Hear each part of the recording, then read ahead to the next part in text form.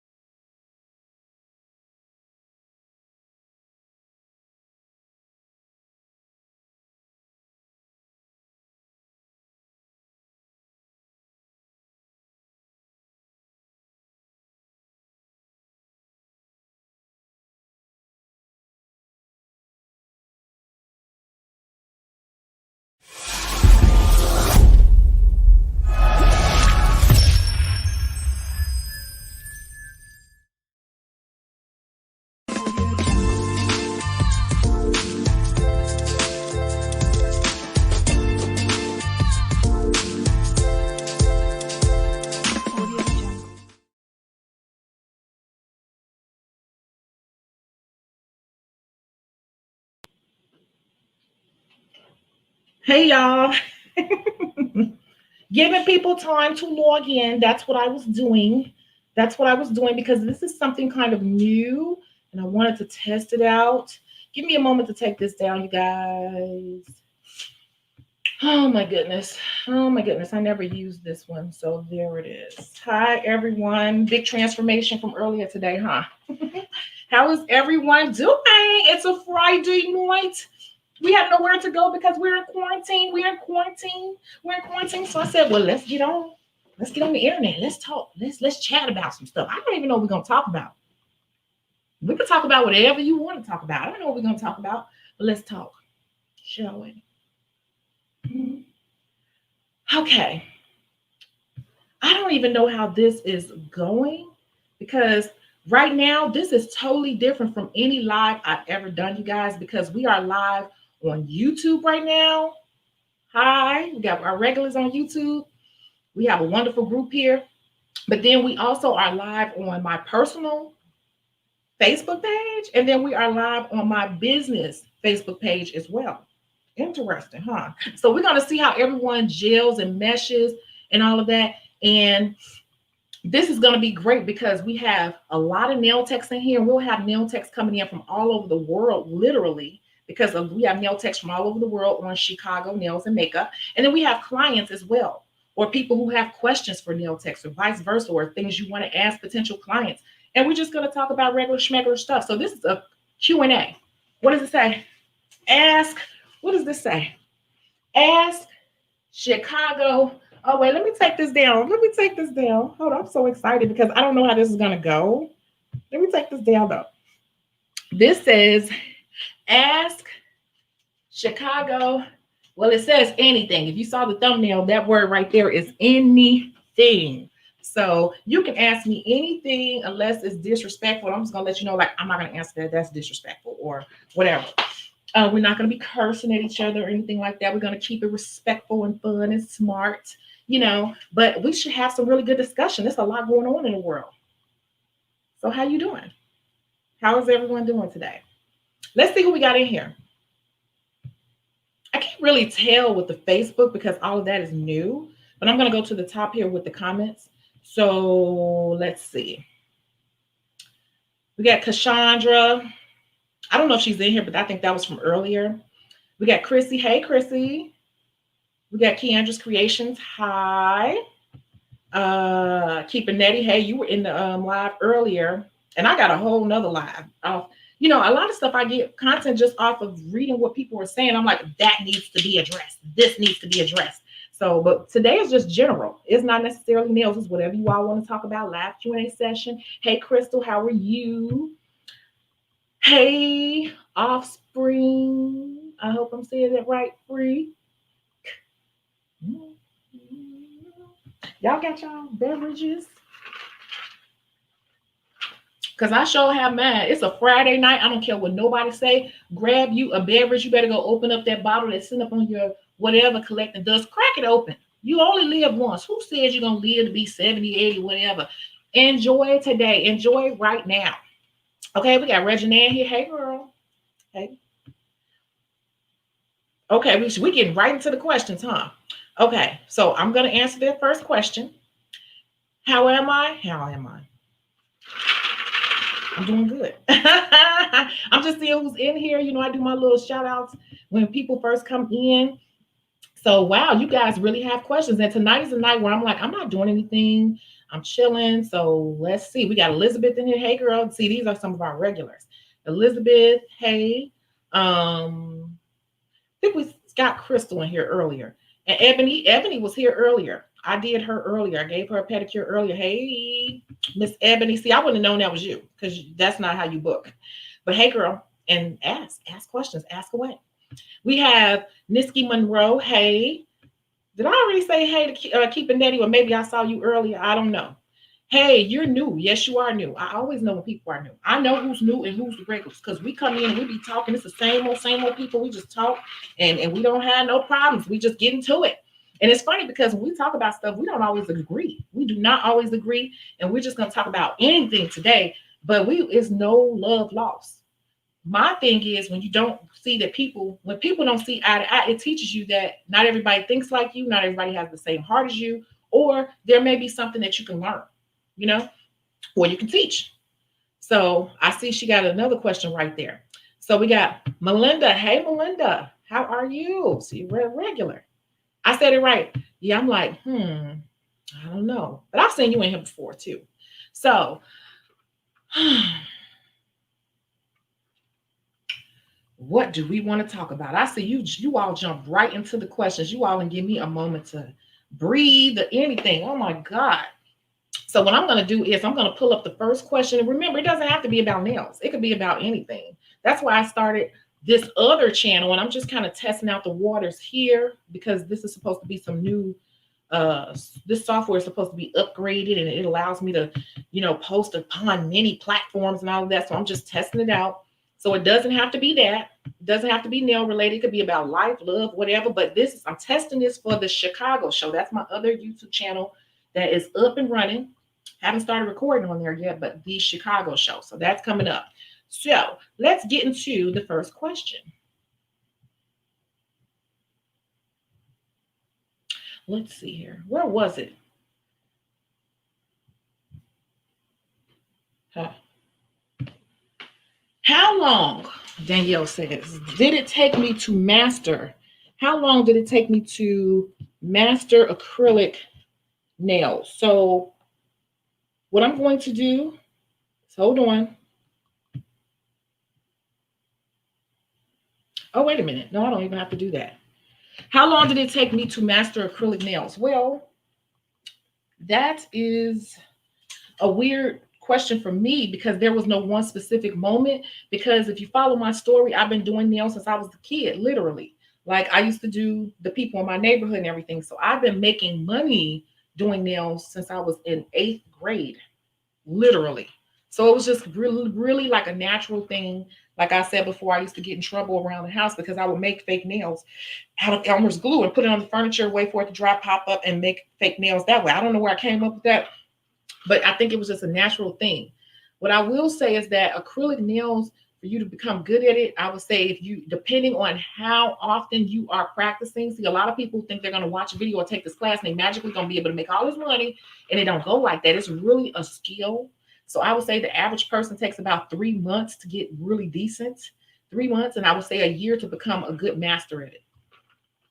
Because a lot of people think that they're good at acrylic nails because they did a good set, and that was just that set.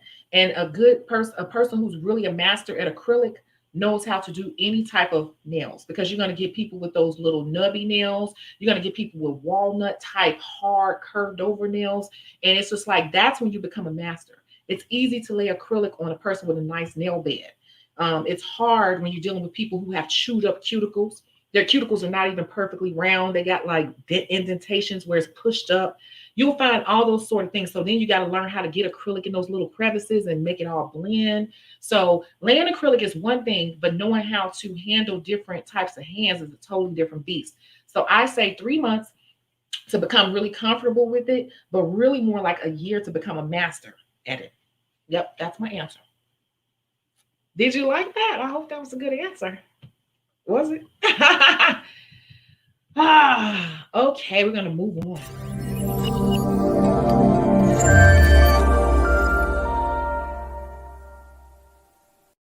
Doesn't have to be nail related. Doesn't. Here we go. Next question. Next question is, so Regine said, so a client asked, could she set rules for a nail tech if they don't start their nails on time, or if their time is taken advantage of? I wish I could send you the picture. That's a good one. What do you all think? And if you want to come on camera and if you got something to say, you can do that too. Just let me know. Just let me know, and I will send you an invite. You can come on camera too. All that is available. So basically what you're saying is, that's a good one. And this is why I say I was talking earlier about my time. People are busy and you cannot be taking up people's time. And if you let one person run off your whole schedule, now you get further and further behind throughout the day. And that's not fair to the rest of the people of the day. especially for those of you all who have those rules about, because I see it all the time, 15, if you 15 minutes late, it's going to be a charge and all that. I don't have a late charge. I don't have a late rule. I just want everybody on time.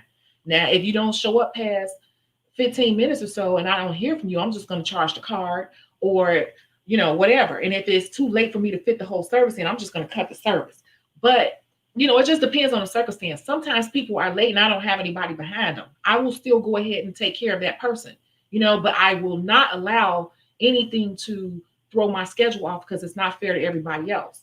However, sometimes as a nail tech, see, this is what I said before. As a nail tech, if you're a professional, what you should be doing is when you see yourself starting to run behind, you should be reaching out to the people in your books to let them know, or really to ask them if it's okay. Because if it's not okay that you're running behind, and the person who is responsible for that has to eat it. And if it's you that's running behind, then you're going to have to probably just have a bad day, because that's what it's going to be, a bad, damn stressful day. And then you're going to have to take a look at your timing. And then you're going to have to go into your appointments and stretch them out a bit further. Get what I'm saying? So if you're only allowing yourself an hour and a half or 2 hours for a full set with designs, but you keep running behind and pissing people off, you need to go ahead and maybe seriously put in 3 hours until you pick up your speed and figure out where you can pick up the speed. Because the worst thing you could do is do that. And if you think about it, that client is right. Because so many of us want to sit there and have all these rules and stuff, but we don't follow our own rules. We can't have rules for people being late and we always damn late. Like, what's the rule for us? Do we give them something off if we running late? That's a great question. And that's how you head it off. If you see you are running late all the time, you got to adjust your time. And when it does happen, you need to alert people as soon as possible. Because some people might have babysitters or something. They got to go pick up their child. They got somewhere they got to be, choir rehearsal, whatever. And they cannot sit there and wait on you and be behind. Everybody can't sit around. That's usually like little young people that can sit around all day in somebody's house. Adults with kids and responsibilities, they on a schedule. Whoa, okay? I'm just saying. So that was a great question to me. So I hope you like that. And remember, it doesn't have to be nail related. It could be anything you all want. So let's move on, shall we?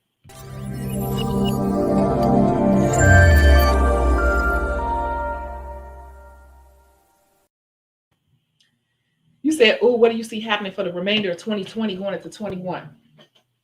I don't know. That's what I've been asking every person I run into. I'm asking everybody else, what do you all see? Because I'm confused at this point. I feel like the government don't know what the hell is going on. They get everything up in the air. I feel like the government is like, uh,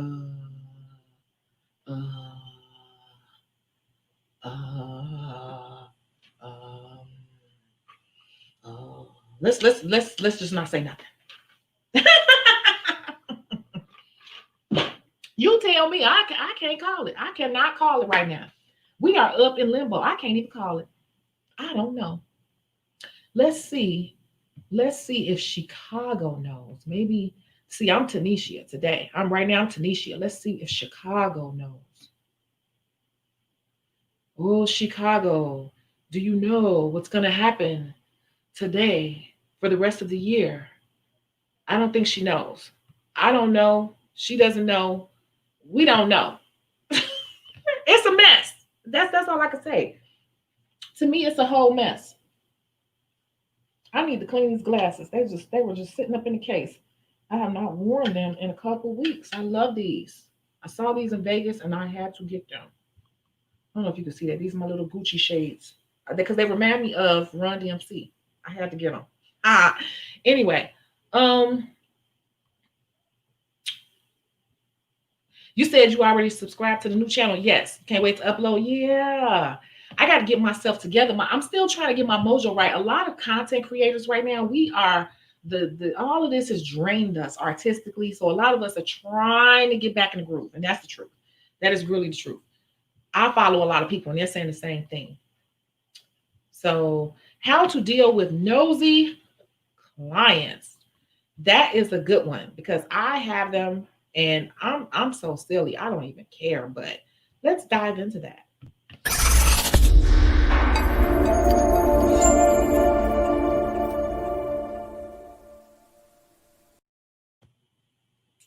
How do we deal with nosy clients?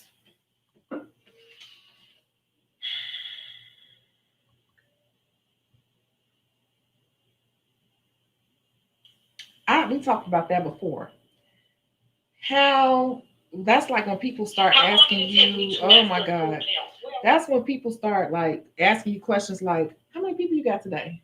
How many more people you got today? How many people have you had today? You know what you're doing? You're trying to count our money.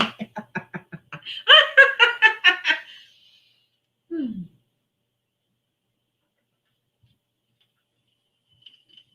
It depends. It depends on who asking. Because I'll say something just to piss a person off, depending on who it is. I got 11 more people today. I haven't even eaten. Or I might just say something like, it's a short day. It's a long day. It's a short day. But depending on what it is, I might just be like, 11 people. I don't know how I'm going to do all this. I don't even know why I took all these people. They be looking like, damn, oh, I need to do nails. That's maybe you do. Maybe you do. I don't know. But yeah, you're gonna have those people because people can't figure it out. Because if you look up nail techs online, and you look up hairstylists, and you look try to Google how much we make, the salaries are really low. And I already said why. Because no, a lot of us don't claim a lot of income because they don't want to pay the taxes on it. So you're gonna always see a low figure for cash businesses. Cash businesses are gonna always show low if you try to Google it because we can put whatever we want down. We can put down 20,000. We can put down 15,000 if we wanted to and collect food stamps. I'm just saying if we wanted to. Who gonna prove it? Like I'm just saying. So that's why you can't look online and assume you know what people in the industry make. So they are always trying to figure it out because they're looking like this person be busy. Now, if you really want to know, y'all sleep on the massage therapist. That's who making some money. Massage therapists charge a good grip an hour, easy 100 an hour, and will work 8 9 hours. Everybody in the beauty industry make good money, but those people just be trying to figure out what you're making. We're not stupid. I just say something to throw them off. Most of the time, I just say whatever to throw people off because I know that's them trying to count your money. You'll never count my money because I could tell you 3 people and still made $500. You going by the number, but you don't know. 3 people could be $500. 8 people could be $300.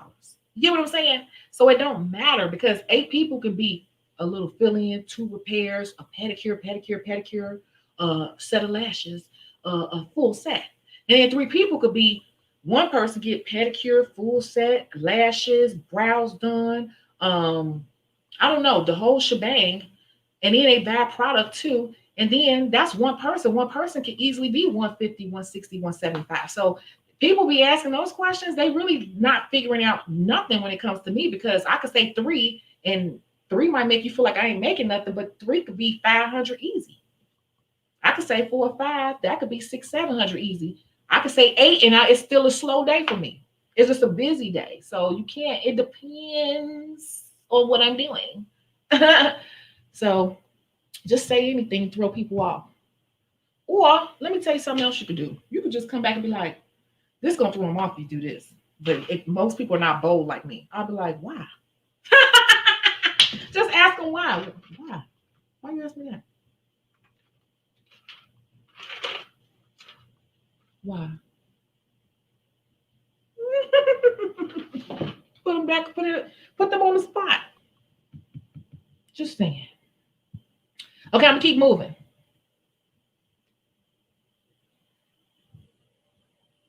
I'm gonna keep moving. Okay, I gotta keep up with these. I didn't think I would. You know what, you guys? I was so nervous. I'm like, I'm gonna be on here by myself with no questions to answer. So this is good. Okay, nosy clients. What are my biggest pet peeves that clients do? Let me think about that. Let's see.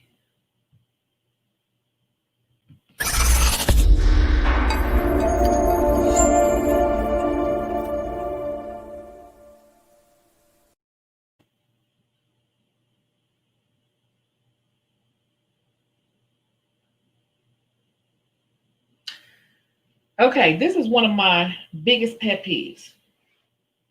I don't like it seriously when clients want to sit in my chair and they love to say, do whatever you want to do. You do some, you do you. And then when I start picking stuff that I want to do, because I really, if you all know me or if you're my client of mine, you know I don't really care about designs for real in real life no more because I'm getting older. I don't care. I like nice, simple, clean looks these days. But if you telling me to pick something and then I start picking stuff, you know, and then you start saying you don't want that. Well, you're contradicting yourself, and now you're starting to waste my time because I'll be on a schedule. Like, and I think people think I'm just saying I really be on the schedule, so I can't sit here and go back and forth with you for 20, 30 minutes about this because I asked you to show me. I actually prefer you to show me some inspiration or something, pick some colors or something, so I can get going because I can't sit here and you tell me do whatever I want to do, and I'm trying to come up with something so I can get to going, and then you stay saying I don't want that, I don't want that, I don't want that. Look, what do you want? Because I don't think that's fair that they put that type of pressure on nail techs, hairstylists too. Period. Because I don't see people going in the discount salons putting that pressure on them.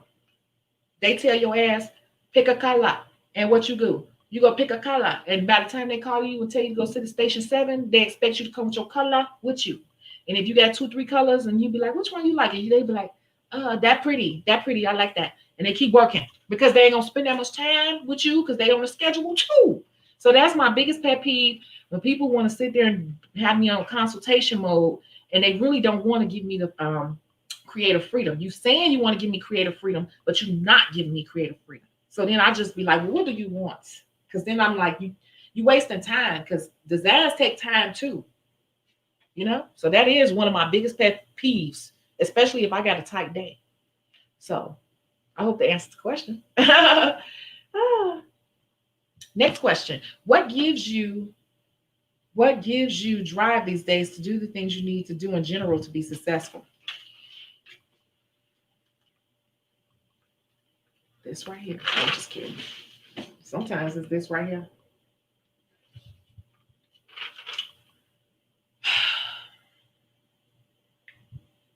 I'm gonna answer that question for real.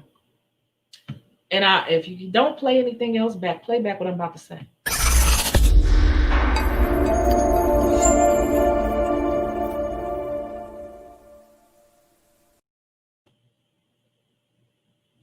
What gives me the drive to do the things that I do in general to be successful is that I always tell people, even when you're going through a rough time, you have to look back through your life. And anytime you push towards anything you want, if you put in the effort consistently, it will eventually happen. Anything you want and you put in the work consistently is the key. It will eventually happen. So when I look back on all the big things that have happened in my life, it motivates me. Like, even though I'm tired, I'm weary, I know what needs to be done. I make myself get up and do it because I know if I'm not consistent, it's not going to happen. It's just like, if I don't do it, it's not going to happen. And I know that sounds like very la-di-da, but seriously, that's what makes me get up and do what I have to do. That's what makes me stay up all night. That's what makes me stay up for days at a time. Some, not days and days, but like, not getting enough sleep for days at a time. Yeah, a lot of days to do what I have to do because I know seriously it's not no magic to it. It's like I know this is what I want to accomplish, right? This is what I want to accomplish. I done sat down and wrote it out on what needs to be done. And so I need to start checking the boxes off the list because that's pushing me towards what I'm trying to do. And a lot of things that we want to accomplish in life, we overcomplicate it, we overthink it. And a lot of things are just really that simple. And figuring out where you want to be and what does it take to get there. Even if it's something like I want to own a movie theater. I want to own a movie theater. Okay, you break it down and say, well, how much do movie theaters cost? You start figuring it out. You start making calls. You start doing research. You figure it out. Once you figure that out, okay, that's checked off your list because you figured out how much it costs. How will I make $2.5 million to do this? And then you start breaking it down. Now, a lot of people give up on their dreams because sometimes the goal itself is going to take a couple years. It could take up to 10 years. And that freaks some people out. And so they give up. And that's why a lot of people don't accomplish a lot of things because a lot of people want microwave dreams. And a lot of dreams is not microwave. Some shit gonna take you some years. Some stuff might be like 10, 15 years down the line. If you want it bad enough, you're gonna stay focused and you're gonna write it out. First of all, you gotta write stuff out. You write it out, you get you a little notebook, a journal, and you start Literally start writing down all the details and information that you learn over time, and you start checking stuff off your list. Nothing feels better to me. I have dry erase boards everywhere. If you watch my channel, you already know it. Nothing feels better to me than to cross things off my list. That's how I get a lot of stuff accomplished, because I break big goals down into small goals. A lot of my goals are big, huge. I stopped telling people all my goals, even though I talk so much, because it's going to be unrealistic to some people, and it's going to be too much negative hater energy around it. So I don't even tell people everything, because a lot of people can't wrap their mind around big goals. So that's something I'm used to now, and I know how to do it. And you just got to break it down, and you got to be consistent, and you got to start check putting the big goal into smaller bites, smaller bites. And before you know it, in a year, you'll be like, Dad, you'll be way over here. Here go the goal, right? The movie theater. Now you right here. 3 years later, you'll be right there. Year 5, year 6, you such a pro at it, and you know so much about the industry. You done met so many people. Now you all the way right here. It's just a few little things that's got to be done. It might be the hardest thing, but you look, you were way back here. Now you right here. You got it out of here, though, out of your mind. That's the important thing. Okay. Hope you like that answer. You said, what'd you say? You said, hey, I made the live. You couldn't finish your client fast enough. Well, welcome, girl. Welcome, girl. Welcome. Welcome, girl. Welcome. Y'all like my shirt? You see that? What it say? It say, remember when I asked your opinion? Me neither. I love this shirt. I love it. I ain't saying it to you. I'm just saying I had to put this shirt on for this live, because I'm telling you, you got to be unbothered in life. That's been my biggest goal lately too, personally, like being unbothered, trying to take a lot of emotion out of things. I was too emotional. Sometimes I can still be emotional. You watch some old videos. I'm a Pisces. That's what we do. But I stopped letting my emotion get in the way. Our emotions will mess us up too. Write stuff down makes it logical, because your emotional will have you being, what's the word? Not logical, illogical, unlogical. You know what I'm saying? Okay, here's a good one. Let's go into this. What are your dating must-haves? Interesting that you say that. Let's go into that. Let's go off nails for a minute, because I got something to say.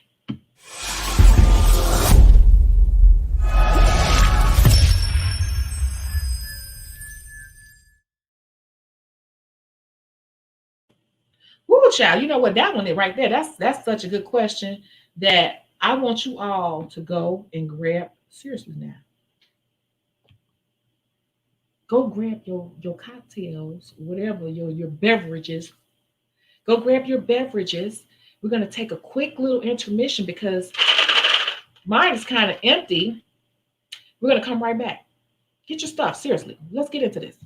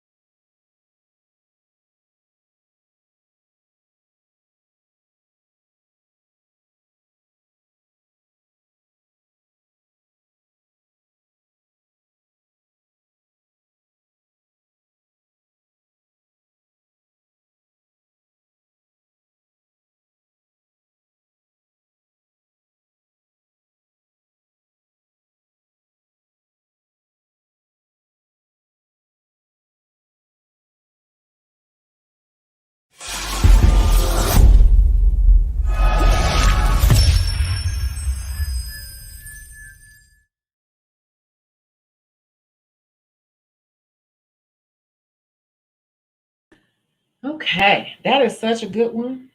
If I'm looking at it correctly, I'm gonna answer something really quick, because I don't know. I could go back and see who's watching, but I know it's a lot of people watching, and I think that people have some misconceptions about me. Maybe, maybe not. I don't know. I never talk about my dating life. My friends know, of course, but I'm I'm known so much to be about business and money that people don't know about dating. So I have strong opinions and stories about dating. That's where my other channel comes in. My dating must-haves are simple but old school. And what I'm finding is that nowadays, guys are not meeting the simplest things. I'm going to give you an example. I meet guys all the time. They approach me all the time. Okay, fine, whatever. This is what has happened to me 2 times in a row. Meet a guy, give me your number. They act like they're so interested. Oh, you're so beautiful. Oh, love, I can't wait to take you. I'm gonna call you. Then they even call you and say, "Did you make it home safely?" You don't care if I made it home safely, but that was sweet. Okay, yeah, I made it home. Okay, I just want to make sure you have sweet dreams. You know how this go. You have sweet dreams. Okay, you too, love. Da da da. And then the first conversation that you really, because they're good morning, you queen to death, right? Good morning, queen. Good morning, queen. Good morning, love. Good morning, and all this, whatever. All that first week or whatever, they be strong, don't they? They be super strong, super strong with it. Calling you, they'll sit on the phone with you, talk act like they so into your conversation and everything. And I'm like, okay, this is what's happening. What are your dating must-haves? How about you ask me on a date? How about that? How about that? Because they will sit there and try to date you on the phone. And the reason why, guys, and this is just my opinion, but guess what? It's my experience, and it's been a lot of my clients' experiences too. The reason why a lot of these guys are doing this is because they're trying to, because of the internet and social media, they're able to do multiple people more than ever before because they could just reach out and touch people digitally. So they want to try to kind of warm you up, butter you up digitally. So they don't really have to spend that much money on you or take you out that many places. They try to prime you.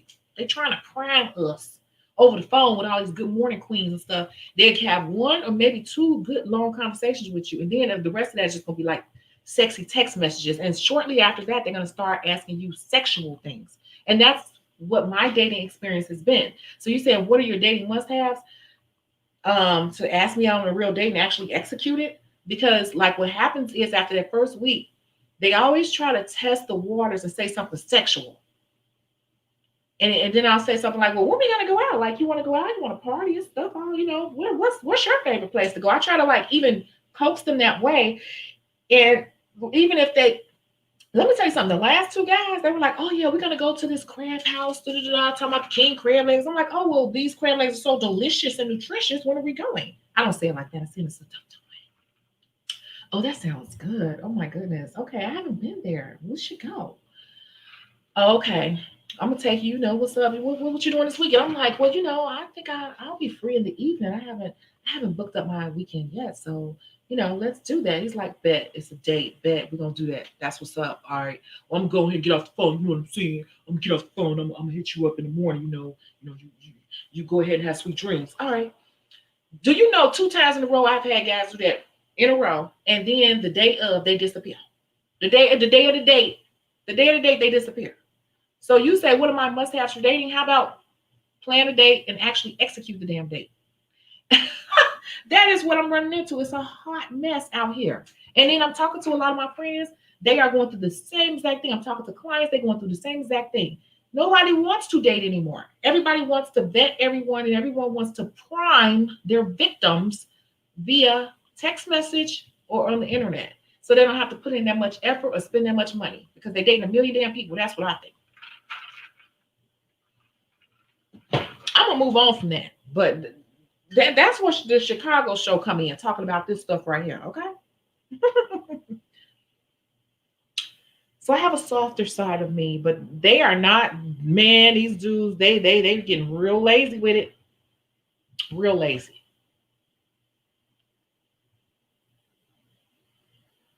Okay. Let's move on to the next question, shall we? Do you have any client horror stories? Basically, any bad experiences? Let me think about that. Let's see.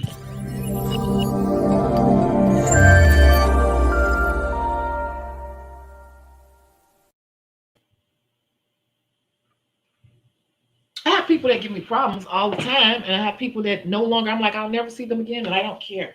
But let me think about a bad experience.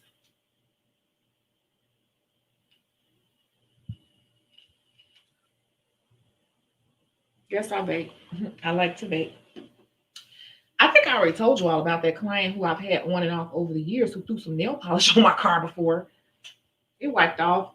I knew how to get it off or whatever. But she does crazy stuff like that to everybody, and everybody just knows this is like how she is, and she has anger issues, and she has PTSD, and she'll come back and give you money and apologize, and it's just like something just explodes on her. She'll go berserk on you. But I've been doing her for so long, on and off. I kind of know how to handle her, and that's been the craziest person I've had. That's about the craziest. And because I set my rules in place, so I don't really let stuff get that far. Like I've had some people get a little ignorant with me, but like the older I get and then the more seasoned I become in this industry, I just don't care enough to be going back and forth with people. Like I'm just like, next, get your ass out of here, next. That's just how I feel. Like, next, I'm not gonna argue with you. If we're not a good fit, it's okay. I'm not gonna argue. It's just some damn plastic on the nails. It's just plastic. I'm not gonna argue. If I did something wrong and I'm gonna try to fix it, compensate you or whatever. If that ain't good enough for you, then I'm sorry. What else want me to do? Some people just like to argue and bicker and argue and bicker. And I'll be like, next. You taking too much of my energy. So I don't these days I don't let stuff get that bad. I really don't. I don't care enough. I'm old. Listen, I'm old and I'm tired, and I just don't give it that much energy. I cannot. For example, how much your car costs because it's new? How much do my car cost because it's new? Oh, you're talking about like how, how people are nosy?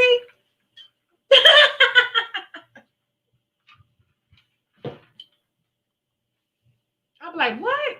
You want to know how much my car costs? I mean, it costs like the rest of them. So, I mean, it's like the same price. What do you mean? I don't understand what you mean.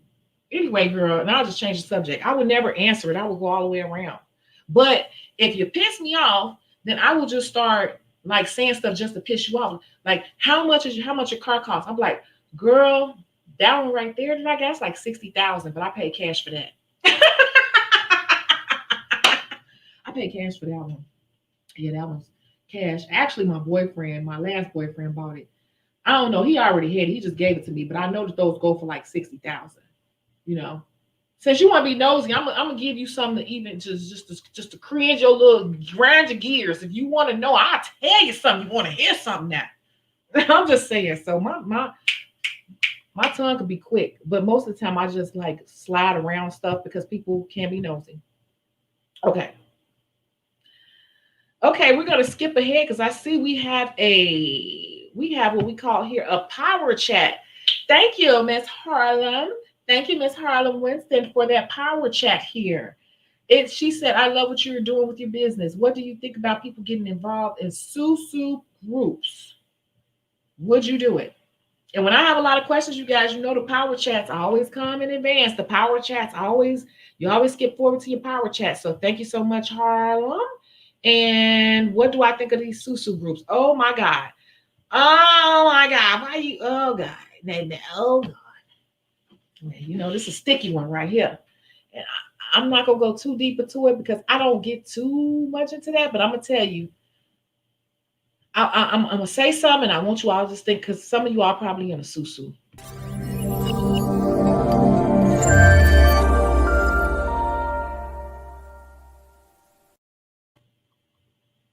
I got some clients that are in Susus, and I've had people reach out to me about Susus, all this stuff, and I started asking questions because I'm like, it's a pyramid scheme, whatever. But the more I dug into it, I'm like, okay, really, what it is to me, from what I understand, is it's a savings group. But a lot of people are putting it out here like they're making all this money. I'm making all this money. I made $9,000. I made $11,000. I made $500. I made $800. I only put in $200. I got $800. Okay. Okay. So this is the reason why I won't get involved with it, because people looking at it the wrong way. You're not making any money. What you're doing is you're floating money around within a group of people.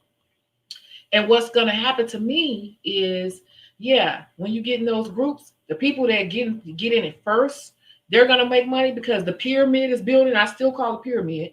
The people that get in it first, they're going to be to the top of the pyramid first, and they're going to start getting the money first from all these people below. But what happens is, I think, because this ain't nothing new. They just calling it something different, right? Susu, susu. Okay, that's a new name for it. It's been around since I was a little kid, and probably way before then. They do it in all different communities, Jewish community, Indians. I just don't call it that. It's a gifting program, but it's a gifting that's supposed to keep going in the circle, right? But you got to do that with the right people, because you see how people looking at it like, I made this much money, I made this much money. The only way it's going to really be fair is if it keeps going, and the people, once they get up to the top and they make this big amount, they get this big amount deposited, if they keep doing it.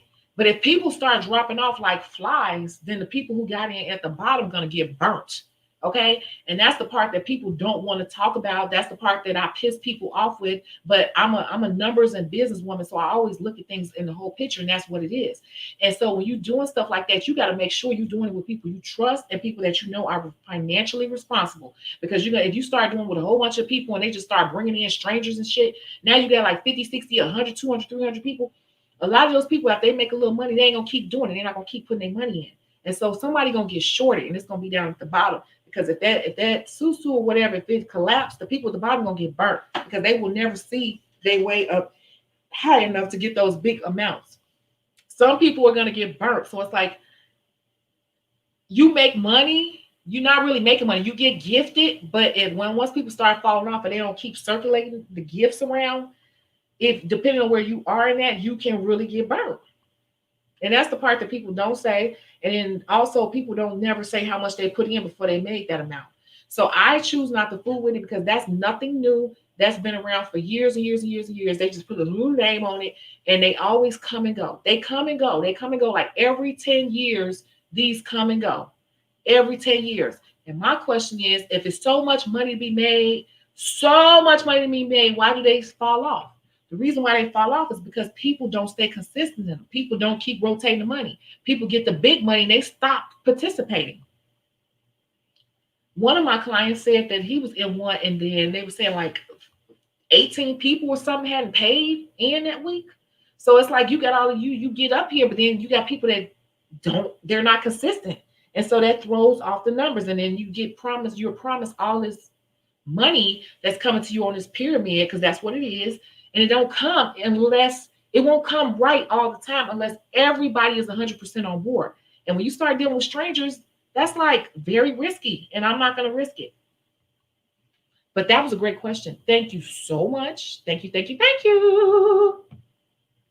That's just my little opinion. But let me go back up to the other question.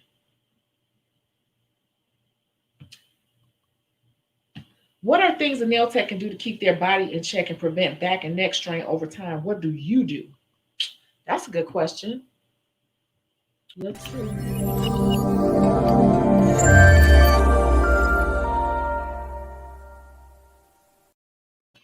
First of all, when a lot of you all are working, I see people working like this on people. You have to be aware of how you're sitting. When I work like this. I sit straight up, and I always have. One thing you can do to really train yourself not to do that is put on a waist trainer. Put on a waist trainer, because you're not going to be crunched over in a waist trainer. A waist trainer is going to make you sit your butt up. So that's one thing you could do. Get up and stretch and walk. Get up and move around. I always keep big jugs of water. This right here, if I drink 40s a day, that's a gallon of water. Let me drink some now. But the waist trainer thing is really good to kind of keep you in check from bending over so much. It'll make you sit up straight.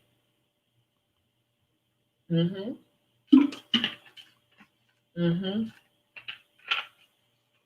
Because you will start to, like I said, all this is fun at first because everybody and their mom want to be a nail tech, but it is work, and you got to preserve your body because your body will start to break down. So that was a good question. Ha ha ha ha. What is my favorite manifestation technique? That's funny you asked that, because lately what I've been doing is water work. I did some water work this week.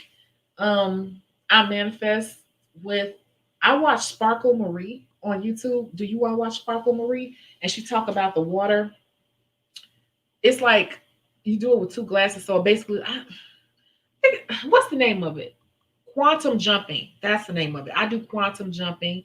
That is my favorite manifestation technique. I'm not going to go too deep into it, but if you want to know, go look it up on YouTube. Quantum jumping, and it's done with water, and it's about moving energy and manifestation. So that's my favorite. Oh, did y'all hear that little belch? It came out on accident. I'm sorry. It's too late to take it back though because it's live. So whatever. I'm human. Harlem says she loves the shirt. Thank you so much. Yes. And I got this from Five Below. I always go to Five Below and I'll look at the shirt wall and I'll just pick up a shirt and put it on. Well, not put it on, but buy it. You can't have a cocktail because you're at work. Oh. Wait.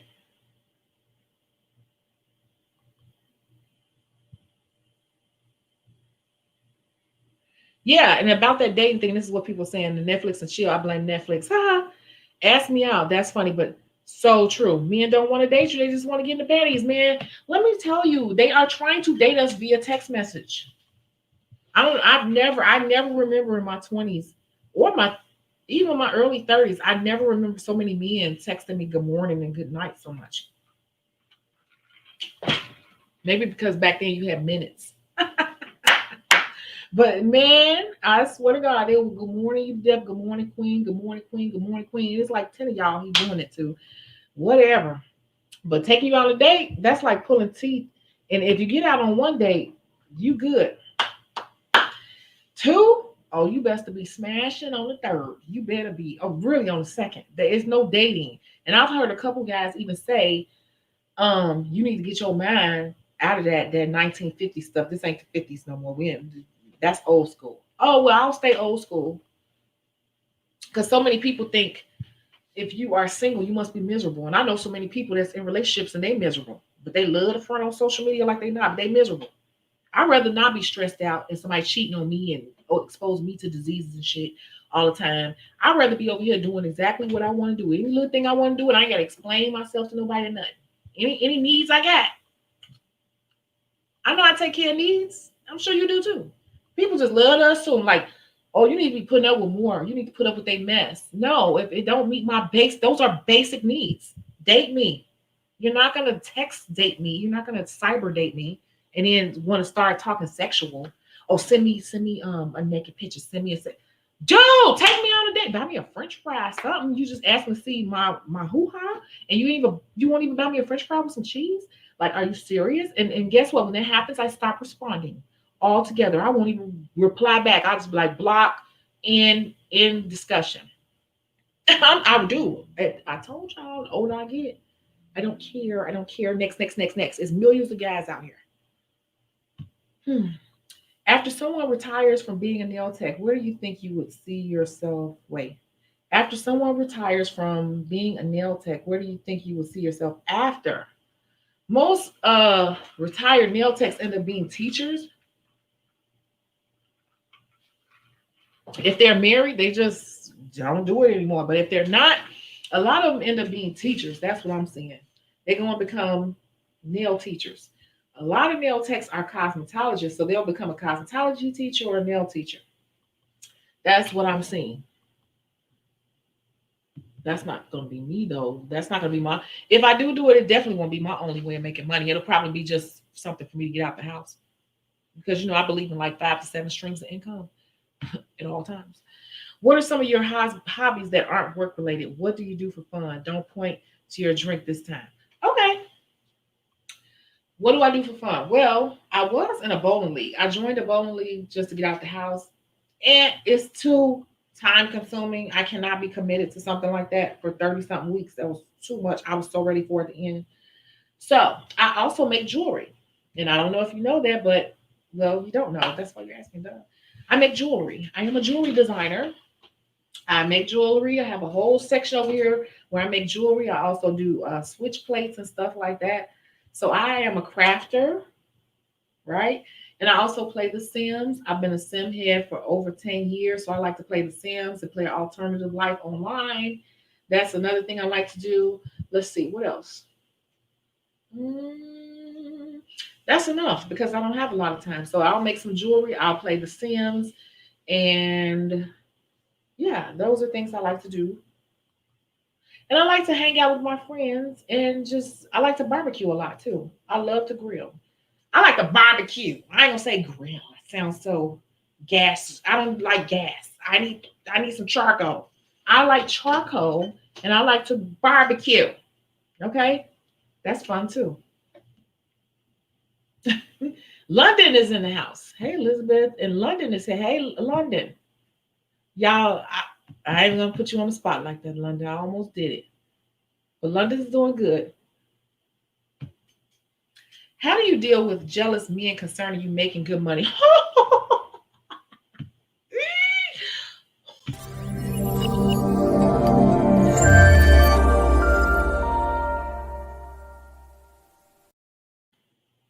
Look, girl, you don't make me put my leg up on the chair now. Look, look, look, look, look. I don't put my leg up on the chair. That's a good one. That's a good one. I don't put the leg all the way up here. That's a good one. That's why I got the Chicago show. How do you deal with jealous men concerning you making money? What are you talking about? According to me, and they are never jealous of us making money.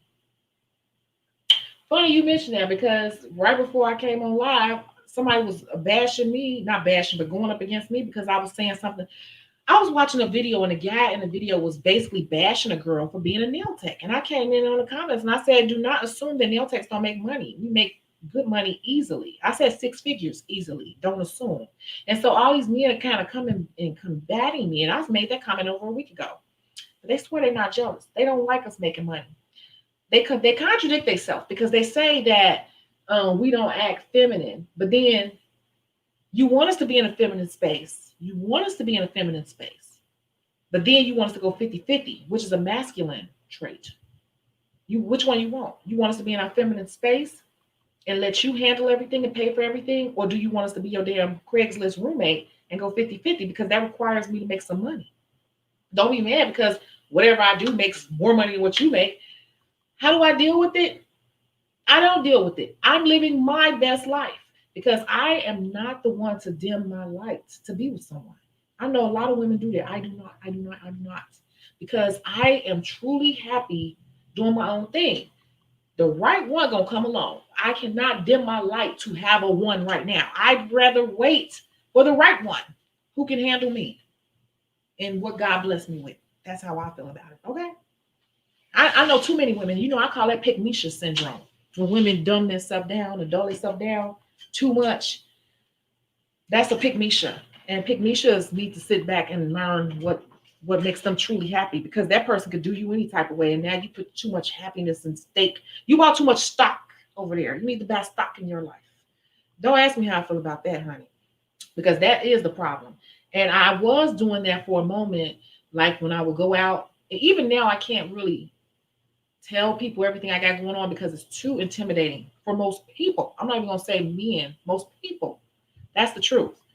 And it's not even a thing to intimidate. It's just that most people are too afraid, going back to the beginning of this video, to go after their own dreams. They take their big dreams. Remember, we talked about the movie theater, they get scared and they don't go after them. And I'm the one that will break it down and go towards the dream. And so I do that. And what I talk about and what moves me is just on a whole nother scale for too many people. And I refuse to dull my light because I don't want to over talk, but what I'm going to say is in general, when you make good money, you're going to not be yoked with a lot of people because a lot of people can't wrap their mind around getting to the bag. For real, for real. They have dreams, they have goals, but a lot of people just they don't want to. They could, but a lot of people lazy. They don't want to do the work. They don't want to hear it. They rather talk about goofy shit. Men, they don't like that because men need to feel needed and men need to have a role and they need to feel like they're providers.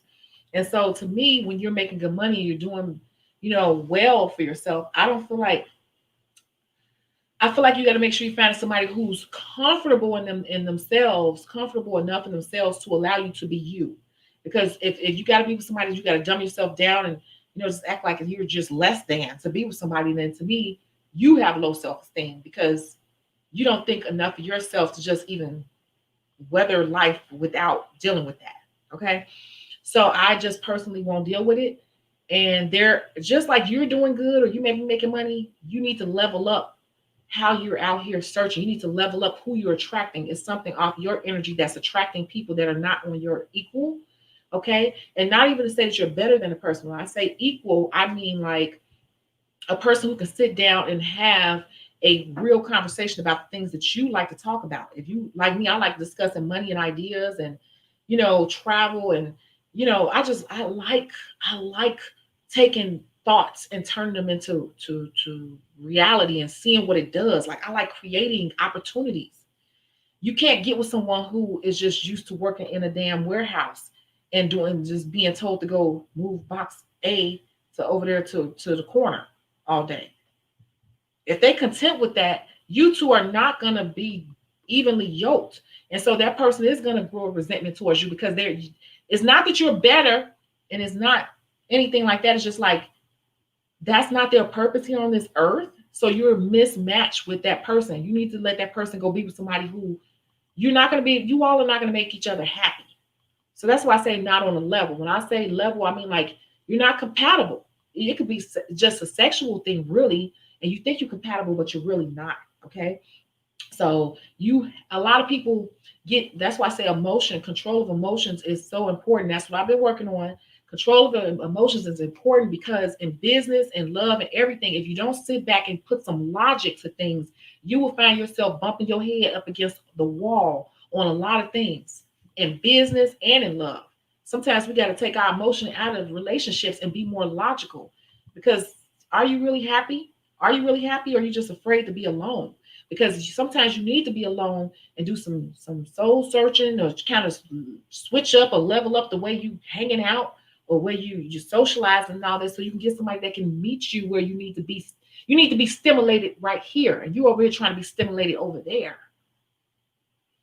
I'm gonna keep going though because I know it's other questions. Oh, did I get to all the questions? Okay, I got to all the questions. Wow.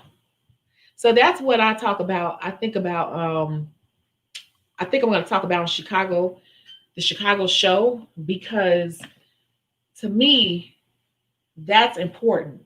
Being with the right partner. You have to make sure that you're with the right partner. Everybody is not meant to be in a relationship.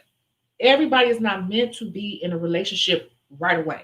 Some people get married young, have kids, have what seems to be the perfect life, and they end up getting divorced in the 50s to 60s. And they be like, Mom, Dad, I just never thought you two would, oh my God, I just can't even fathom the thought. This is just unreal to me.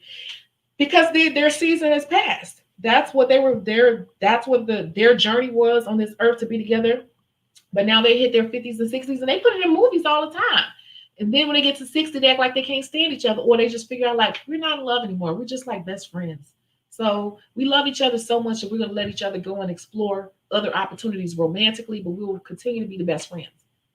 See, that happens. And then on the other end of the spectrum, you have people who are single or just dating and having the time of their life and accomplishing all these things. And they meet their love of their life at 55 and end up being with that person for the rest of their life. And they said it was fabulous. Like, I did everything I wanted to do. I met this person. I knew I wanted to settle down with this person. And you both have matured and learned all your lessons and you gel. So I don't ever want anyone to, and people sideways try to make people feel some type of way for being single. And I'm not the one for that. Okay. I'm the one to tell you that everybody has a different journey on this earth. Everybody is not meant to have kids. Everybody is not meant to be married. Everybody is not meant to be in a long relationship. And some people are meant to be in relationships, married with kids. Be happy with the journey that you're in, but you got to step back and figure out, am I happy or am I doing what I'm told to do right now? Or am I following what society says I should be doing right now? Because that's what a lot of people are doing. They're not following what truly makes them happy because they're afraid of how people are going to look at them or how it's going to look. I've had aunts ask me, are you a lesbian? Because I'm not married. And I have an aunt that does that every time.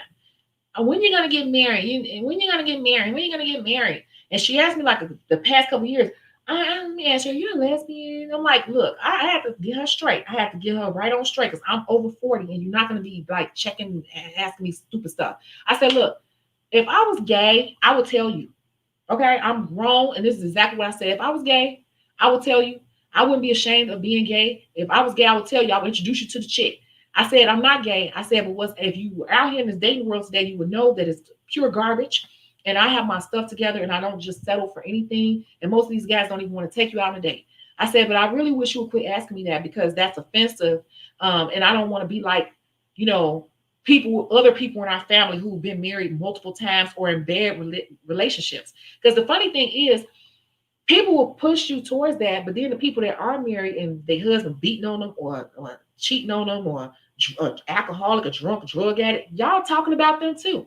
So that's what people got to stop doing. Stop trying to satisfy other people because they tell you should be married, but then the people that's married and miserable trying to fit society norms, they talk about their ass too. So that's why you got to follow exactly what makes you happy. What makes you happy? Make sure you're in your happy space. Because if you're trying to get into a bubble, what people think you should be in to be happy, you letting them guide you the wrong way, baby. Explore everything and see what makes you happy. If a person don't make you happy, move on. It's millions of people. Easier said than done, but try it out.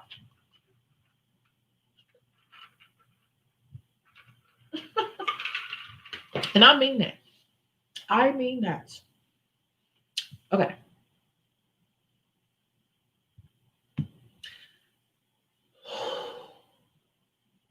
Let's move on to the next question. That's what the Chicago show gonna be about. Stuff like that.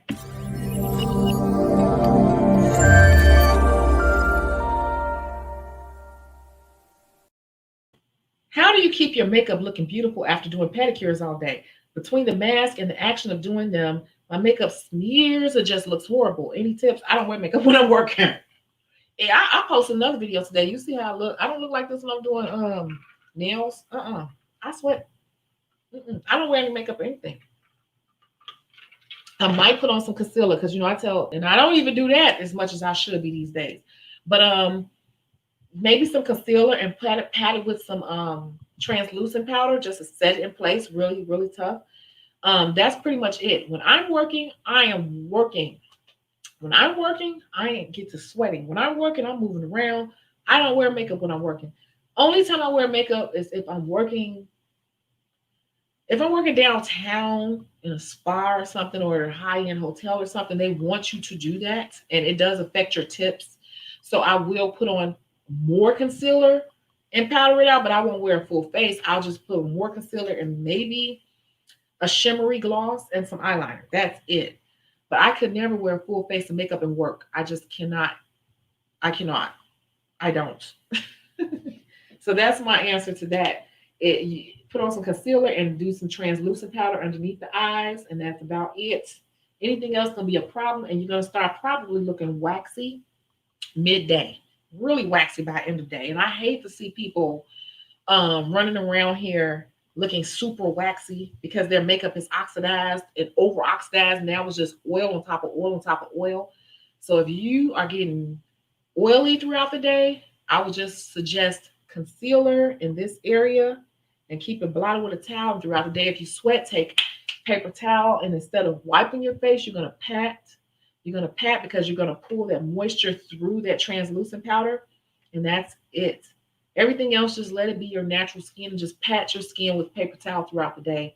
It'll give you a nice dewy finish and the concealer will blend in more. And best case scenario, realistic case scenario, you're just going to look refreshed all day versus trying to, rock a whole face of makeup. Are there any more questions? I don't see any more questions here. I thought I was going to be by myself in here just talking to myself. Did my phone die? I think my phone died. I think it died. I'm plugging it in now. So I know I went on a little rant there, but when people start saying stuff like that, I'm like, man, don't listen to other people. And then the funny thing is, you really start talking to people, a lot of people ain't as happy as you think they are. People be fronting on the internet. I swear to God, they do. People want to make it sound like, oh, if you're single, it's something you're doing wrong. It's not. Sometimes it's just not your time. Okay. Sometimes it's just not your time, especially after you're going after your dream. Whatever you put on this universe to do, Sometimes your full focus and energy is supposed to be on that because it's so time consuming. It's going to take so much of your energy. It wouldn't even be fair for you to be with somebody else because you would not be all the way in. And so that's that.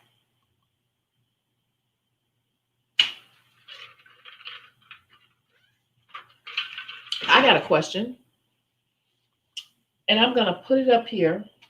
And then I'm going to step away and I want you all to answer me because I'll be just talking. Y'all be having me talking. And guess what? Yes, I told you I'm always with a journal or notebook. Everywhere I go, I'm always with a journal or notebook. So I wrote some questions down.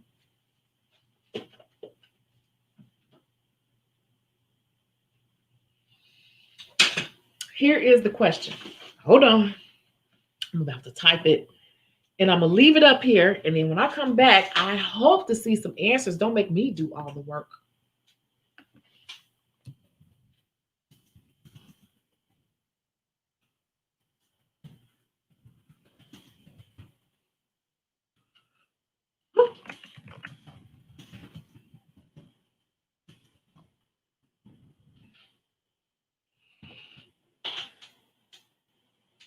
Okay. So here is, I'm a little bit behind. Here is the question.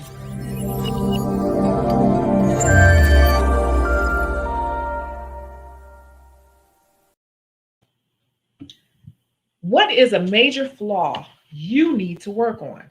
What is a major flaw you need to work on? We all have major flaws. What are yours? Let's talk about it. Give me a second, you guys.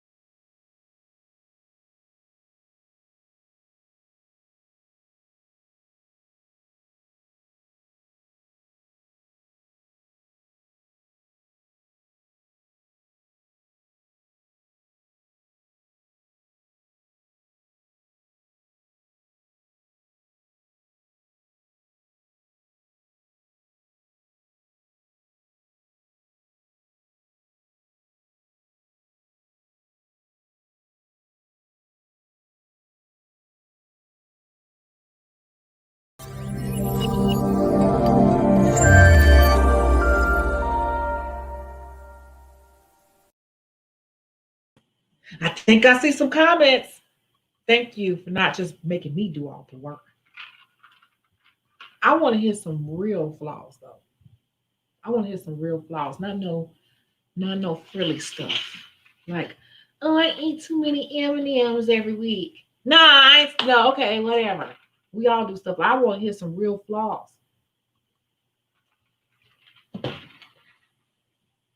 I'm so vulnerable online. You all could be vulnerable with me for a second, can't you?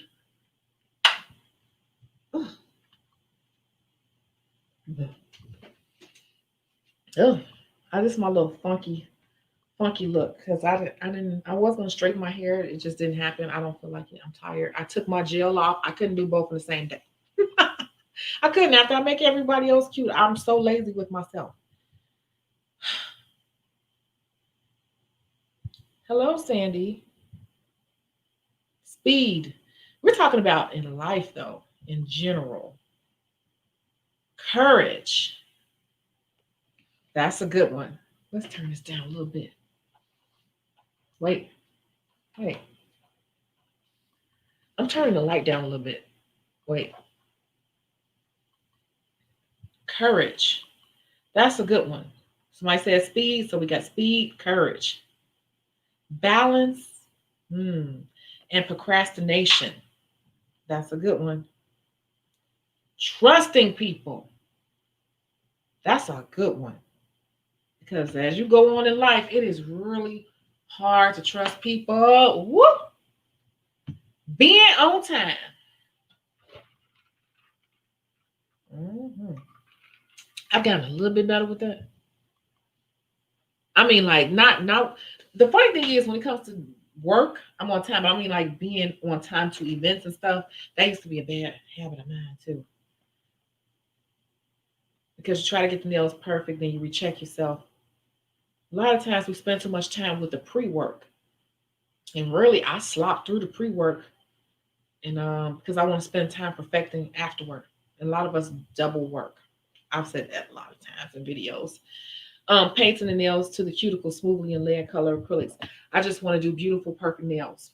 Everyone does. But when I'm asking this question, I'm talking about in life. You as a person, what is a major flaw you need to work on as a person? Because that's drilling down into that.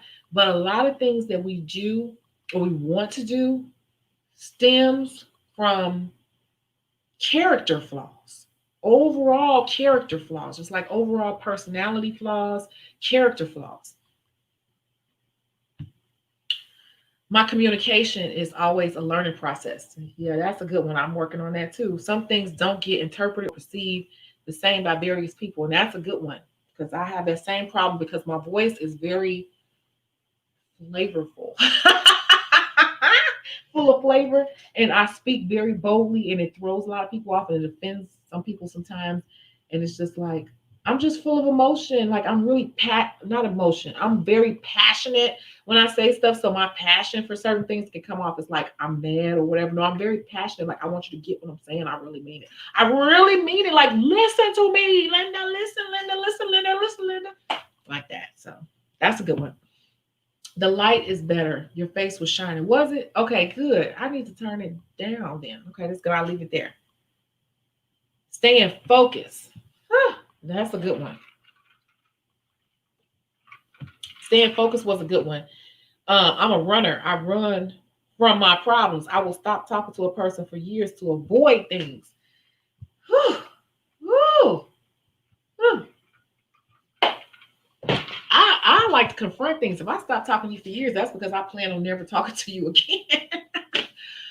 But yeah, that's a good one. Oh, okay, I thought we was talking about nails. I mean, yeah, we talking about like in general. I'm sorry, I should have clarified that. I mean, like in general, like what is a major flaw that you need to work on? Expecting people to be upfront because I am. Me too. Now that's something. People don't have the same heart, and they're not as upfront, and I have that too. Expecting people to be upfront, and it gets on my nerves. I cannot stand people. To me, it's like being phony. Like, just say it, or if you can't do it, just let me know. Like, don't send me off. Like, people do not keep it real, and that bothers me because I will always keep it real with you. I will keep it real, like with my people. I'm gonna keep it real with you. I'm gonna tell you what you need to hear, even if you don't want to hear it. I might give you a disclaimer, like, "You sure you ready for this?" But I'm gonna give it to you, or I'll tell you, "No, I can't do it," or "No, I don't have it," or "No, I don't have that to spare. I can't, whatever." I'll just say it. I'm upfront. Watch my channel, you should know that. Being vulnerable is difficult for me. I can be very vulnerable. Now, that one I don't have a problem with. I think that's that Pisces in me. But I'm gonna tell you my major flaw. Let me think about that. I got a lot of them, so I'm just trying to think what's the major thing overall. Because so many people think they're not flawed at all, but I am very flawed, and I've been working on it.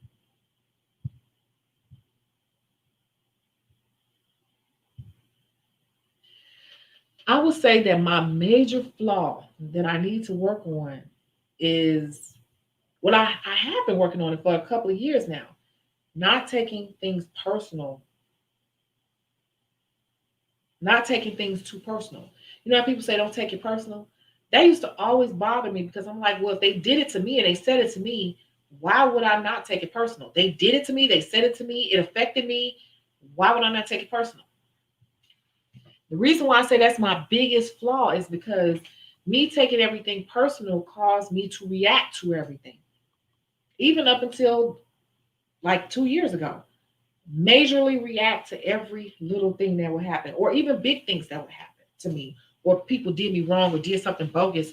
I would just take it so personally and deep and react to it. And looking back on it, it's like it didn't even deserve that much energy. It didn't even deserve that much of your time. And then a lot of stuff is like it wasn't even about you, but you let it affect you. That person did that because they knew they would get a rise at you. They knew they could get some of your energy. So it caused me to give too many people energy that they did not deserve, me wasting a lot of time and letting a lot of people get the best of me when they didn't even deserve any of me. You get what I'm saying? And that's in friendships, clients, relationships, all of that. I have learned in the past, I would say, year or so, really, really good to let stuff just roll off my shoulder. That's why I laugh so much now, because a lot of stuff that I used to be so like gasping, I can't believe, I need a drink. Oh my God, I'm so. And I'll be like, whatever. I peep stuff, and I'll be like, okay, and I shift. Oh, I see how you are. Oh, okay, and I shift. I see how clients do stuff to tick me off all the time too. I'm sure I tick them off sometimes. They tick me off. Instead of getting emotional, like I thought they were a friend, I just be like, oh, I forgot. This is just business, right? Let me go back into business mode. I stop reacting and giving everything so much of my energy. So I can put my energy into the things that matter to me and keep that make me happy.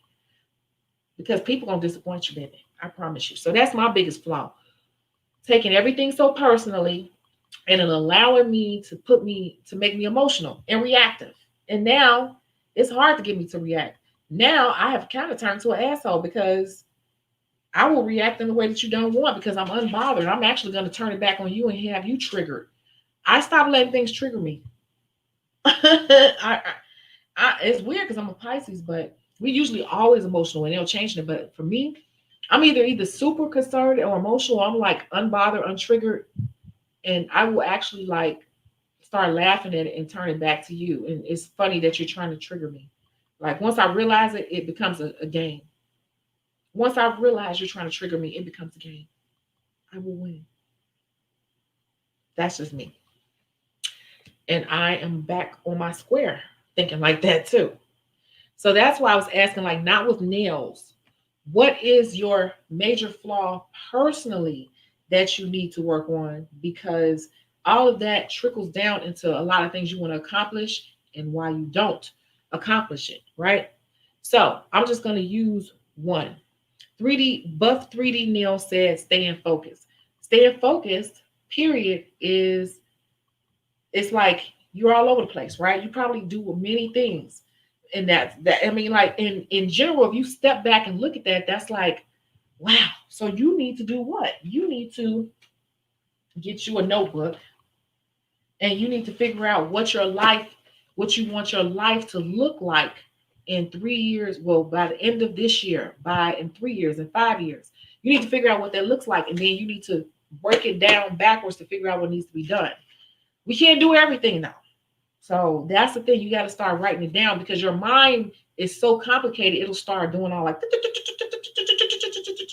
That's why it's good to write things down. Because if you don't have a goal, an end goal in mind of what your life looks like, you don't know where you're going. And that's how you end up being all over the place. And then people start not taking you seriously because every time they talk to you, you're doing something different. And I've had a few friends, I've had to have a serious conversation with them like, look, every time I talk to you, you're doing something different. They get mad at me. I said, I know you're gonna get mad at me, but I'm just telling you, you're all over the place. You need to focus on something because you're not gonna get nothing. I know that's improper grammar. You're not gonna get anything done because you're all over the place. So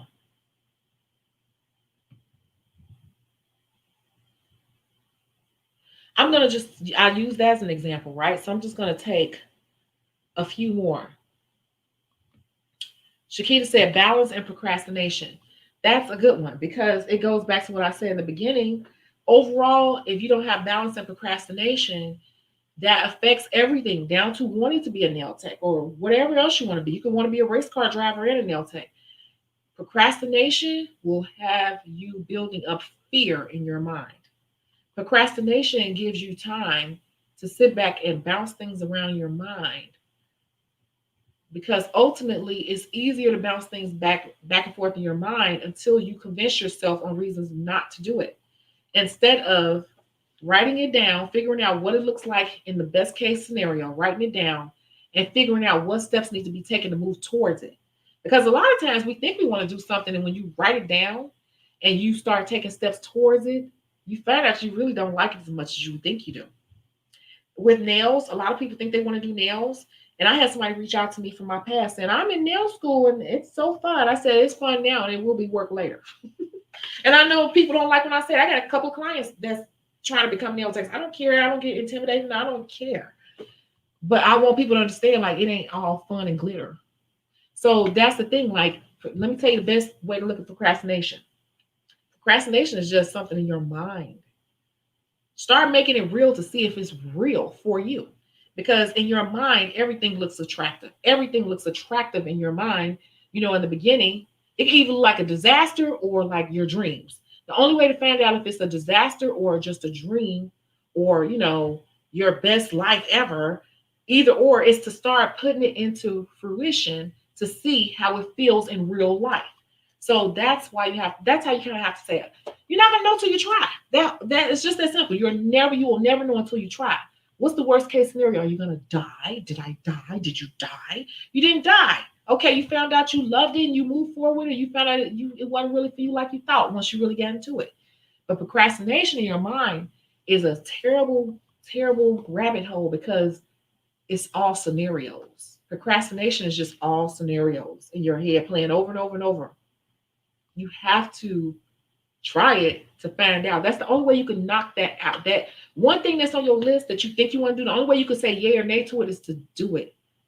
Else it'll always be eating at you. And balance is important too, because if you don't have balance, you can tip over the edge. Some people work way too much. I know somebody who works way too much, and I feel like they having a damn nervous breakdown. They don't know how to relax. They so tense. I know a couple of people like this. They so tense. They so serious about everything. They're so serious. They take themselves way too seriously. Sometimes you got to be able to just look. Sometimes, no matter what needs to be done around here, I don't care. I'm going outside. I don't care. I'm buying the dress. I don't care. Balance. Sometimes I will force myself to have balance. I don't care. I'm not doing anything else tonight. That's it. That's all. I'm going outside. I'm having fun. I don't care. I'm going shopping. Balance is important because if you do too much of something, you start to hate it. Just that simple.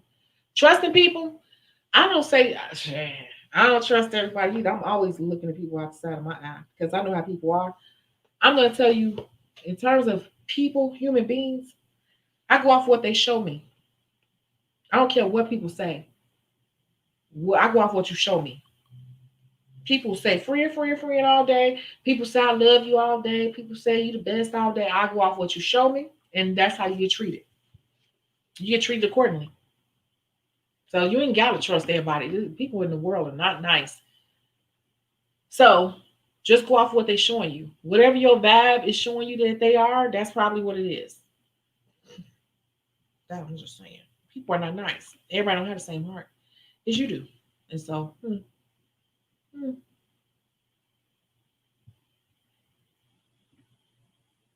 I was just looking through. Here's another one. Being overwhelmed by my goals instead of breaking them down step by step. Yep. Okay. So that's a good point I want you to take out of it. Break down your goals. I love going in Marshalls and stuff like that and buying all these journals. I have journals and everything. I try race boards because I start writing things down. I end up staying up at night researching things. A lot of things that seem so impossible. If you really start using this little thing called, I'm going to tell you a little secret, you all. Hold on. Make sure you tune in for this one.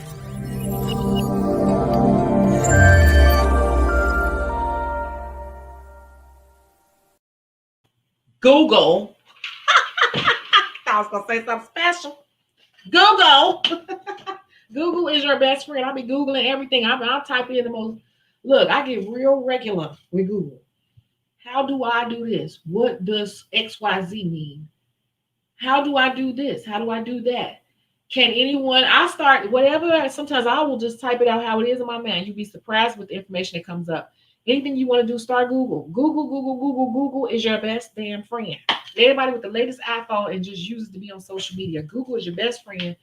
Google anything you want to know, anything you're thinking. There are no dumb questions to Google. It will lead you to something. And you keep writing all that little pieces of information down. Start calling numbers, start researching, start asking questions. Believe it or not, before you know it, stuff start happening. That's how it goes. It's out your mind and now it's on the paper. And that's part of manifestation because you start moving on what you learn and you start manifesting, you start making it happen. My weight, putting myself first in self-care. So, yeah. Now I'm going to tell you, taking care of your body is important. I used to weigh way more than what I do now. And I still go to the gym. I'm always going to be a thick girl. Always, always, always. Like, I don't know if you all know I lift weights, so I'm always going to be thick. I like being thick. I like having muscles.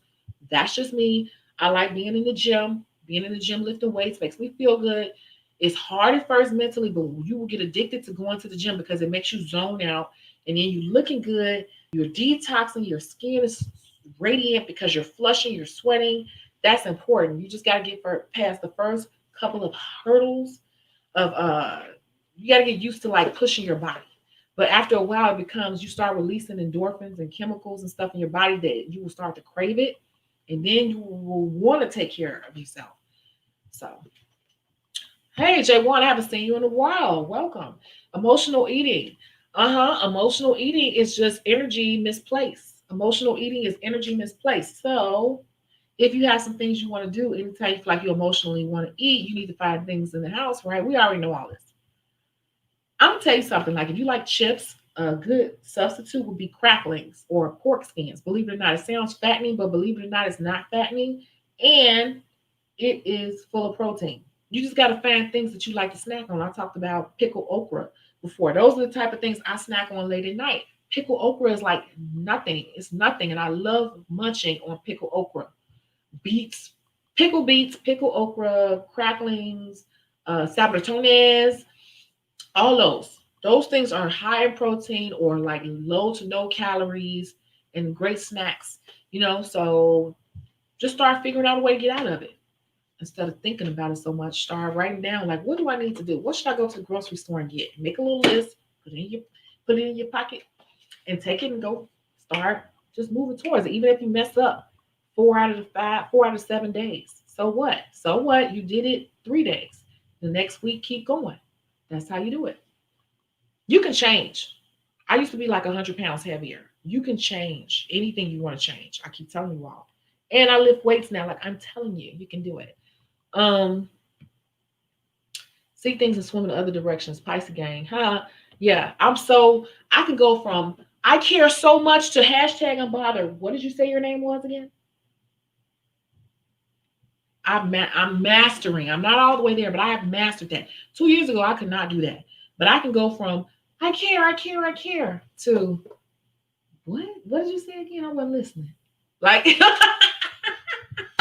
you see, I'm laughing because it's funny to me that I can do that now. I can switch it on, switch it off. Protecting my peace. What happened if you bumped into people in the past that treated you foul and years later you bumped into them and now they act like nothing happened? I can't forgive easy. Yeah, buddy. I know I'm gonna bump into some people. Since I've been back here, I've run into some people. I'm like, oh my God, I would never fool with these people in real life. They caught me at a vulnerable time in my life. And they did. Um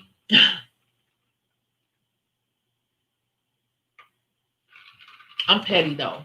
I like being petty sometimes. I'll just probably laugh when I see it. I'm like, look them up and down and start laughing. What's wrong with you? Nothing. You take care. Or I just I might just be like, hey, you okay? Like I need to go to sleep. Look, that's what I'm saying. If you still so infuriated, that means they still get in your skin. They still get your energy. They still have your energy because you still bothered when you see them. I'm laughing because I'm thinking like, oh my God, you used to have me tied up. You used to be somebody I used to fool with. Like once you become unattached from people emotionally, you look at the situation, look how they did you. Usually those people are never doing better. They're never doing better because their karma never blesses them. Um, it'll make, I don't know. Usually I'm just like, you're right about where you should be, and I'm right about where I should be because I didn't do anything to you. And I do right by people. So that's how I look at it. Who cares? I run into people all the time. I'm like, wow, I don't care for that person. But I don't care. If you're being blessed in your life, why do you care? Because if they were in your life still, you probably wouldn't be blessed because they would still have you thrown off your square. As old folks who said, I don't know if you heard of that, thrown off your square. If those people were still in your life, you probably wouldn't be on top of your business like you are now. Hopefully you are. So that's how I look at it.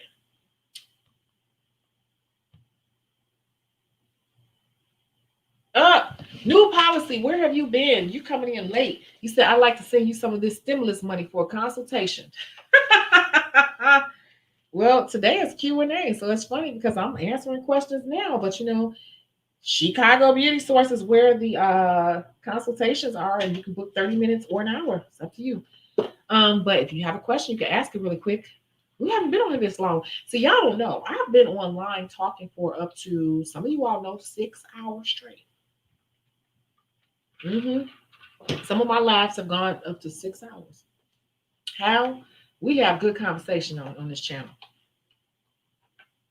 So if you have a question, or if you don't, if you don't want it public, I understand. But look, I'm here. I'll take one more question. I feel like I'm holding everyone too long. And what time is it? 10:40. Okay. I think I'm gonna make me a egg white omelet because I'm hungry. So I want an egg white omelet. And then I'm gonna watch Shameless because everybody's been telling me to watch Shameless, and I've been addicted to Shameless. So I'm gonna watch some Shameless and eat my egg white omelet. I'll take one more question. Seriously, I enjoy stuff like this.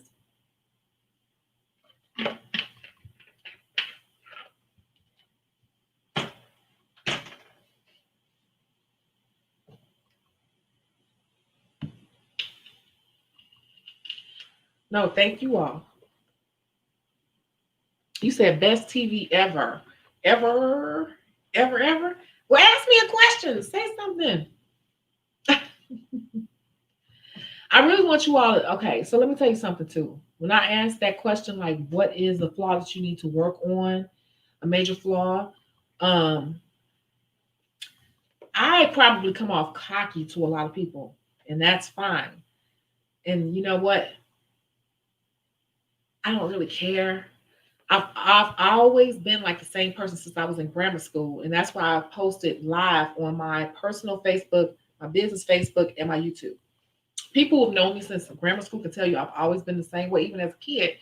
Like I'm very secure in myself, and I was raised by my grandmother, and I'm not one of those people who think my shit don't stink. My shit stinks a lot, and I've just matured enough and been through enough where I was kind of getting off track in life, and I had to reel myself back in and separate myself from a lot of people in a lot of situations and start working on myself and figuring out what I need to work on. Seriously, a lot of people don't have those hard conversations with themselves. Okay, a lot of people don't. You don't have to tell anyone. You don't have to put it here on YouTube what is going on with you, but you know what stinks about you. You know. You might have a nasty attitude. You might be selfish. You might be whatever. Most people are not going to be uh, humble enough to post that type of stuff up here, but we all have some serious stuff we need to work on, some inner stuff that we need to work on, some personal, deep rooted issues. And even if you don't want to tell the World Wide Web like I talk, that's fine. But you got to dig deep down inside of that. If you want your life to progress, if you want your life to get better, if you want better people to come around you, if you want better things to gravitate, you have to check your vibration. Your own vibration must be good. It must be good. I'm gonna tell you right now, I know I'm throwing a lot of people off that would normally gravitate towards me. And I don't care because I'm realizing that those were people that I thought I wanted near me. But as I'm more confident in myself and getting things done, my energy is flowing differently and it's repelling some people I didn't think it would repel. And I'm gonna let that happen. Mm. I'm going to let it happen because sometimes we can't see what God sees or the universe sees that they don't really have good intentions towards your life or they serve no real purpose in your life or they're going to throw you off what you're supposed to be doing in your life. And so the energy that you're giving off now, the vibration that you're giving off now, and the way you speak, the way you post online, all of that is throwing them off and let it. If you feel good in the space that you're working in, if you feel like you're in a positive space, if you feel like, oh, I can breathe, oh, I see the light, oh, I'm making progression. If you are working in a space that makes you feel that way, stay in there. Okay? Stay in there. I don't care who starts falling off because of it. You can't see why they're falling off, but something in the energy, the universe, God, whatever you want to call it, see something that is making them repel from you. That means you're moving this way, and these people have served their purpose. Not necessarily saying they bad. Some people are a reason, season, lifetime. These people have served their purpose. Let them glide their ass away. You keep pulling people back in that's not supposed to be in on this season of your life, you will stunt your growth. It's just that simple. It's just that simple. But then don't forget to look at your major flaws because somebody said major flaws is not trusting people or not talking to people for years because I don't want to resolve issues, all these different things. Sometimes you have to take time to yourself to see, like, are there one or two people that need to go along? And it was because of my personal BS that this is not happening. There are one or two people usually that need to come along, but it's your personal BS that you haven't told anybody that you need to get over and check yourself on. And then you know it's weird because sometimes you feel like you're happy and you're in a good place, but it's something missing. Something, I don't know what something missing. Sometimes it's that bullshit you need to finish checking. And it's something that you need to take care of. And sometimes it's making amends with people. Sometimes it's making amends and letting them go. Sometimes it's making amends and bringing them along for show. You know, you got to sit back and figure out those things. I'm going too deep.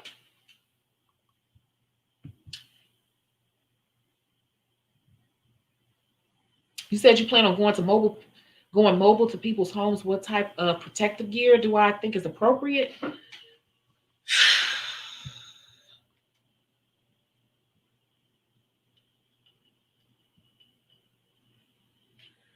First off, I will tell you if you're going into someone's home, ask them to open the window because the window will automatically increase the circulation in the room, which will move around anything that's in the room. I really wouldn't suggest going to people's home right now, but if you're going to go into people's homes, you need to be wearing a mask and they need to be wearing a mask. But when you go into their environment, whatever's in their room, and if they don't have no open windows, it's already floating around the environment and on the surfaces and things like that. So that's very high risk. If you're going to do it, definitely, I would say definitely wear gloves. Once you step into their space, wear gloves and wear a mask. When you leave out of their space, before you get back in your car, you need to take off the gloves. Any money that anything that they give you, I probably would throw it in the my bag or something. Like you got to just be thinking about cross contamination. But going into someone else's environment, you lose a lot of control. So I would definitely do gloves and masks, and I would ask them to open a window to increase the circulation. That's the best advice I can give right now. Sorry. What is my email? This is my email right here. That's my email, Shecago@yahoo.com. Yep. You said roll the dice. I've been mobile. Yeah. And that's the best thing though. I would definitely say moving the opening the air, opening the window would really help because I was watching a video and they did a study, like just showing how when people cough or talk, It's particles every time flowing in every time someone talks, speaks, especially coughs or sneezing is the worst. And it suspends in the air for so long. That's what they were saying. It suspends in the air for so long. But when you open the window, it instantly starts moving. I watched that a couple of months ago, maybe like 2 months ago. And they were like, opening the window significantly decreases the chance of you taking in, that. Okay. So I hope I've answered that question. That's my email address, Shecago@yahoo.com. And I hope you all have enjoyed today's live. It was a Q&A. It didn't have to be about nails. It could have been about anything you wanted it to be. And I think I'm going to do this in the future. Make sure that you join the Shecago show. That's going to be my personal YouTube channel because I normally just do Shecago nails and makeup. But the Shecago show is going to be me more vlogging and me talking about things not related to nails. Like me as a person and seeing what I do when I'm traveling out of town, like when I'm playing around the house, when I go on bad dates, when I have bad experiences, good experiences, excellent, all types of stuff, whatever I feel like talking about. So I think, let's see, I see some comments popping up here. You said answer yours. Answer yours. One more question. Answer yours. Life Monique, let me scroll up. Let me scroll. Oh, sorry. Okay. My ex made a GoFundMe account for divorce, and he says he hates me, but asking me to stay with my daughter in the same town as his new girlfriend. I just laughed. Let me read that again.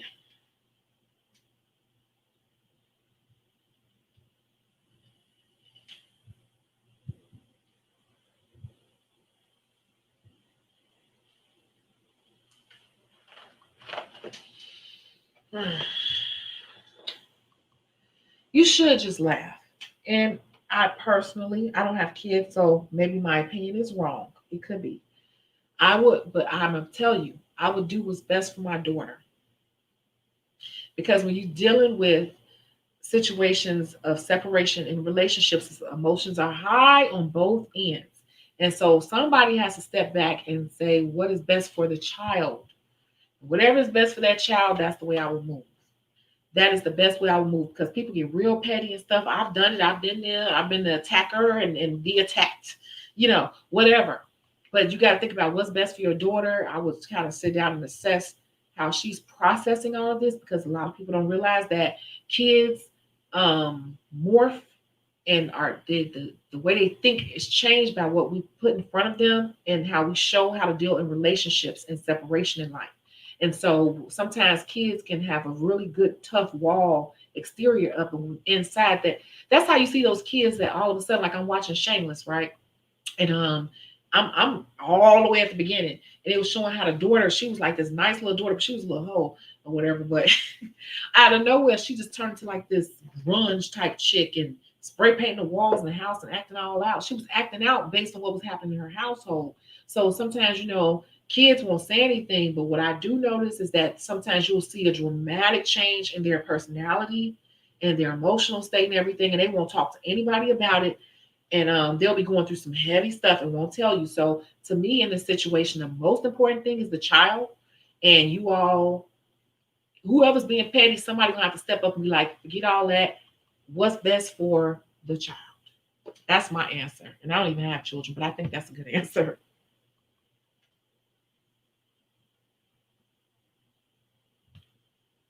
Any suggestions on starting a YouTube? Just do it. YouTube is not easy. YouTube is all about consistency because you're going to be terrible. Your first 100 videos are going to be terrible. And I tell you to watch certain people, you have to start researching and find people that you like and start seeing what they're doing right.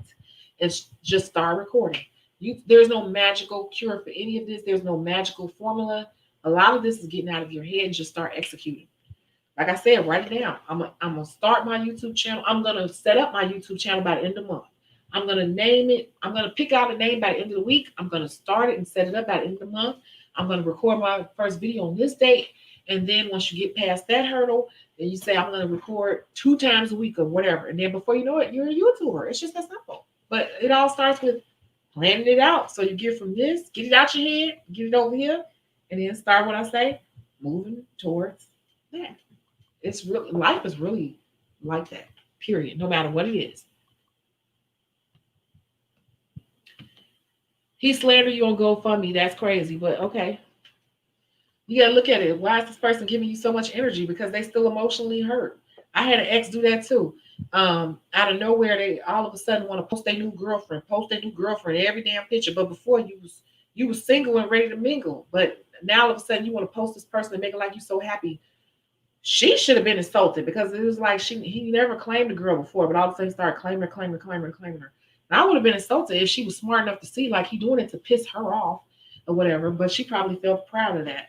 I just, when I look back on it, I'm laughing now because I'm like, you were really trying to get on my skin because you were the one you were more butthurt than I was. People who do stuff like that be more hurt than you. I'm telling you. Take the emotion out and use the logic. Take the emotion out and use the logic. Who goes through that much trouble? Somebody who's hurt. Think about it. Only somebody who's hurt goes through that much trouble. A person is either one or two things. They're hurt and still probably love you to some degree, but don't fall into that because that could be toxic. But somebody still has emotion behind you if they're still doing things to try to trigger you. The opposite, when you should be worried or know that it's really like that person doesn't care, is when they become what? Is one magical damn word. It's one damn magical word. Can anybody figure out what that word is? It's one magical word when you should know that it's like, wow, they don't care.